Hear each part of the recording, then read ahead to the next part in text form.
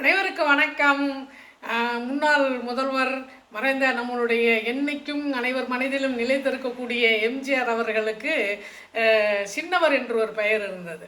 இப்போ வாத்தியார்னு அவர் வாத்தியார்னு கூப்பிடுவாங்க. திரைப்படத்துறையில் திரைப்பட வட்டாரத்தில் வாத்தியார்னு கூப்பிடுவாங்க. அதே மாதிரி சின்னவர் இப்போ எம்ஜி ராமச்சந்திரன் சுருகி எம்ஜிஆர்னு சொல்கிறாங்க. மக்கள் திலகம்னு சொல்கிறாங்க இல்லையா?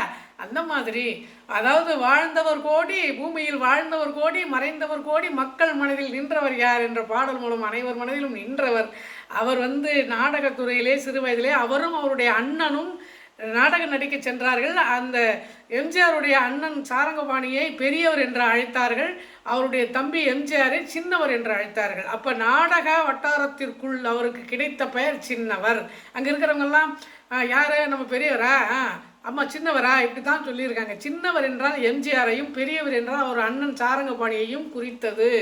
இப்படித்தான் இவருக்கு சின்னவர் என்ற பெயர் வந்தது. எப்படி வந்தது என்று தெரிந்து கொண்டீர்களா? அப்படி தெரிந்தால் லைக் பண்ணுங்கள், ஷேர் பண்ணுங்கள். அடுத்த வீடியோவில் சந்திப்போம். நன்றி.